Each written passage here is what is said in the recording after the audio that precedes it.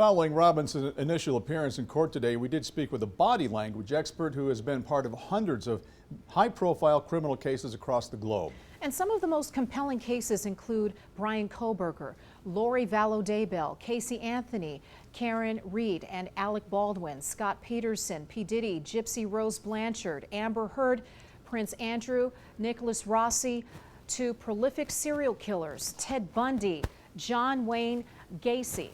Tonight, Chief Investigative Reporter Wendy Halloran talked to Scott Rouse, who helped break down Tyler Robinson's body language. Wendy.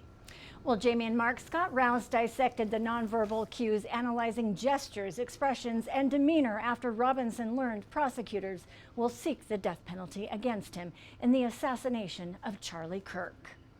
Tyler James Robinson. Thank you for being here, Mr. Robinson. I'm Judge Graff.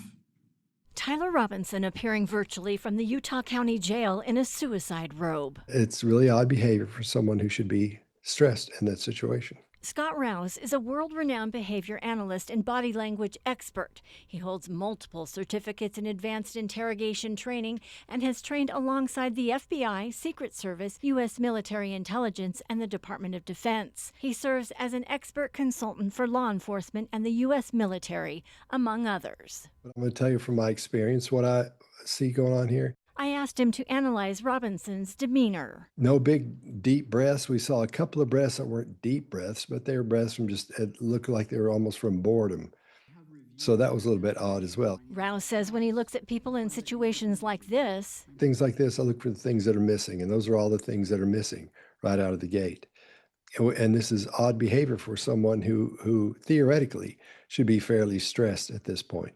Rouse says it could be that he hasn't slept much. Even though it doesn't look like a whole lot going on there, that's odd behavior for a situation like this. I've seen these 1,000 times where someone is being in the same situation, and you're talking to them, and they've done something horrible. And they don't know what's going to happen next. They don't know what to expect. They don't know how to act during that. And this guy just looks relaxed. Rouse recounted what facial expressions he would look for. And you've got things called adapters where you try to get rid of built-up stress and tension. Don't see any of those. We see a little bit of clenching of the jaw, and his jaw goes over to his left. I think it's his left. And that's about it. In my opinion, he's pretty much resigned to whatever's going to happen is going to happen. There's nothing that tells us he's frustrated. There's nothing in his face from an expression perspective that tells that he's worried or frustrated or angry or anything.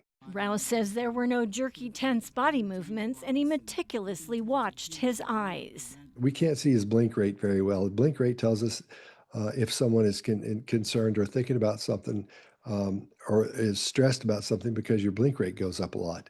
Because the normal human will blink about 15, 20 times a minute.